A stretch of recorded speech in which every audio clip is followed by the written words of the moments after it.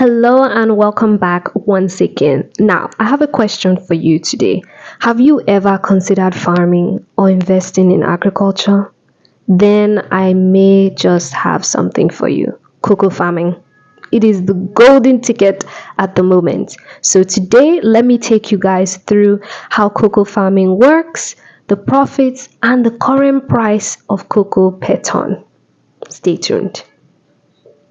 Now, according to Google and just generally, Nigeria is the fourth largest cocoa producer in the world, right after our fellow ECOWAS neighbors, Cote d'Ivoire and Ghana, and I wouldn't really say surprisingly, but Indonesia as well. It makes sense. They have the same climate that we do. But anyway, so specifically back to Nigeria, states like Ondo, Oshun, and Cross River, Ekiti, and Oyo State, they are the lead in the production of cocoa in Nigeria right now. So, cocoa beans are always in high global demand. The reason why? For chocolates, cosmetics, and pharmaceutical products, obviously. So, with the right planning, cocoa farming can be a long term source of wealth. Some plantations yield profits for over 30 years. Anybody that is interested in generational wealth, this is where you should be looking at. Generational clean wealth. This is where you should be looking at. Now, cocoa farming starts with quality seedlings, which is why the new improved varieties, courtesy of the Cocoa Research Institute of Nigeria, can actually begin fruiting within 3 years. Yes. So let's get into the process or the expected stages in farming, shall we? The first stage that you're going to go through is land preparation and planting. So this is where you obviously buy your seedlings and then you're going to, start working on the soil and then putting the little seeds in there. Now, the next one is weeding and pruning. As you know, weeds counter any crops in your garden, for instance, or anywhere that it grows, because your weeds are actually fighting for the nutrients that are supposed to go to your main crops, which is why this is an important step. Your next step is fertilization. So this can be done organically. When I say organically, this means like let's say rotten fruits such as pineapple peels, banana peels, unfortunately animal feces. These are also organic forms of fertilization. And then we have chemical. This one you can just go to the store and then just buy it. Chemical fertilizers have been modified in a way to obviously not give us such dangerous exposure to parasites like the organic option. But some people are still in debate to today of organic versus chemical. But for me personally, I would prefer chemical because I don't want to be exposed to parasites. But hey, the next step is harvesting. Now, harvesting, this usually comes when your cocoa has finally yielded you fruit. So now it's time for you to go pick your little cocos, the fruits itself, and then you get to another step where you're going to crack it open and actually take what you need from it. But nonetheless, harvesting season, this usually happens between October to March. March is actually the main season for cocoa, but sometimes we can see it happen in October.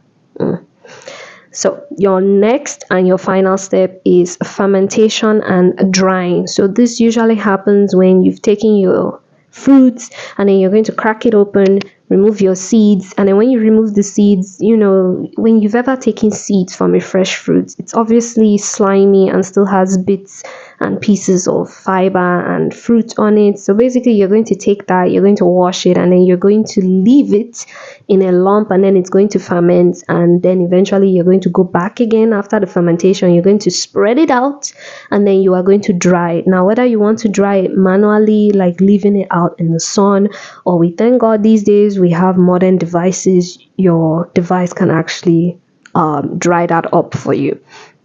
But anyway, so the thing with cocoa farming is that the harvest actually happens twice a year. Yes, You only harvest cocoa twice a year, and it is labor intensive, but if it is done right, 1 hectare can actually yield up to 1 ton of dried cocoa beans annually.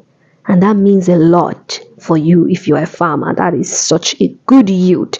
But okay, now that I've given you a farmer's perspective on cocoa farming, let's look at the actual cost of starting a farm from a business person's perspective. Now, to do this, we're going to be doing an estimated budget on a hypothetical 1 hectare of land. Stay with me. Now, let's start. First off, 1 hectare of land in Osun State, for instance, is going for 300,000 naira to 800,000 naira. And then we have the seedlings, which I told you earlier before. So now we are trying to buy our seedlings. So usually, let's say in the market, they sell it like 400 improved variety of cocoa seedlings. This can be going for 200,000 naira. And then we also have to take into account labor for planting. So these will be the people that we're going to pay to actually put the seeds into the ground and water it and do all of that to the soil. So they'll say the labor for this is going for 100,000 naira, and then tools and fertilizer as well. When I say tools, these are going to be maybe like these are small tools, not large tools. Maybe like rakes and things like that, and shovels, whatever. That will be going for 150,000 naira, and then we have miscellaneous costs will be going for 50,000 naira. So if you calculate all of that, it's going to total to about 800,000 naira to 1,300,000 naira, and this is just in the first year. But I know the first 3 years are looking really, really investment heavy, but once the trees mature, the cost will actually drop drastically. That is the beauty of cocoa farming. So, on that note, let's look at the profits, well, the possible profits to gain from cocoa farming. So, as of May 2025, the price of cocoa in Nigeria ranges between 2,300,000 naira to 3,200,000 naira per metric ton. That's about 1,000 kilograms of well fermented dried beans. Now, if we want to look at it small scale wise, that's 2,300 naira to 3,200 naira per kilogram, and that obviously depends on the quality and the demand on hand. On that note, one thing we should also know is that exchange rates actually affect the prices as well. So, which is why we have exporters in Lagos State and Ondo State willing to pay top money for grade A beans, for grade A cocoa beans, especially during off-peak months and seasons. You're hearing me, right? Okay. So, let's break down a basic scenario of cocoa farming, shall we?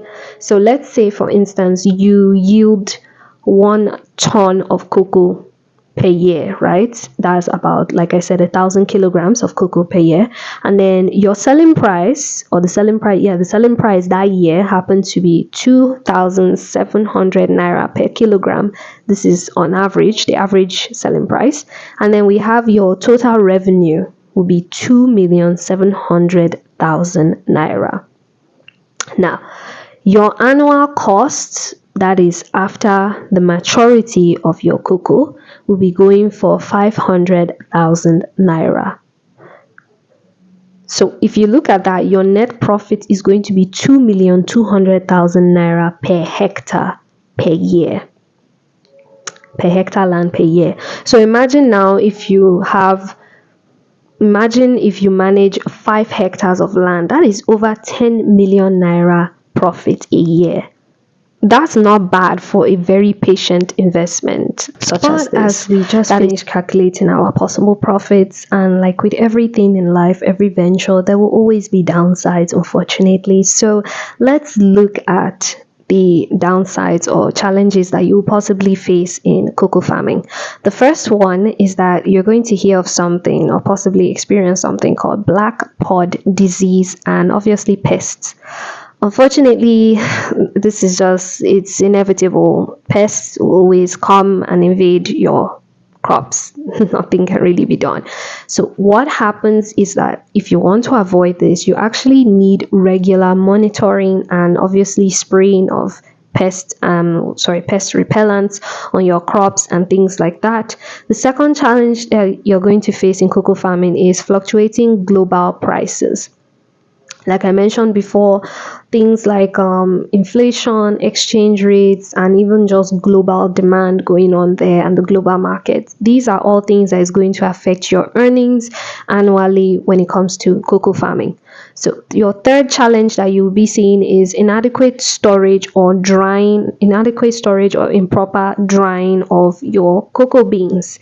So why this is important is that if you do not store or dry your beans properly, this is going to affect the quality of the bean itself. And when the quality is being affected, the price is the next thing that is going to be affected.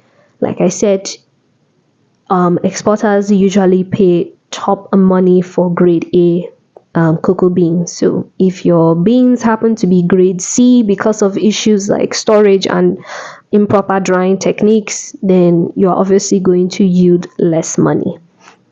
Now, your last challenge that you'll be facing is access to the export market. Well, I would say direct access to the export market, because you're still going to have access to it, but you're going to have the issue where there will be a middleman. The middleman is always going to take a larger cut of your profit margin. Unfortunately, that is the way it goes. If you want a you always have to have a middleman, unless you have connections like that out there, which if you do, great for you, then that means total profit. But nonetheless, I found out online that one of the solutions to this last problem is that I heard that you can actually join a cooperative, and that in joining a cooperative, they can help you pool resources and access better prices. So they would like bring a flea market, and obviously you can look around and negotiate for which importer or person is going to give you obviously the best money that you want. So that is also something to consider. Now, as we draw to the conclusion of our video, you're possibly wondering, is cocoa farming worth it then, from everything that I've said? And I'm going to tell you from my point of view that absolutely, it is definitely worth it if you are patient and you are willing to invest in something for the long haul, and you're thinking more generational wealth, clean generational wealth. Then please be my guest and invest in cocoa farming, really. So whether you actually want to farm it yourself, there's even an option. If you don't want to farm it yourself, you can actually just invest in the land and lease the land out to farmers or growers alike. And then you guys can figure something out. They can take a certain percentage and you can get a certain percentage. So you can see why cocoa farming is actually a really, really smart move. So once again, if you found this video helpful, please like, subscribe, and drop your question in the comments.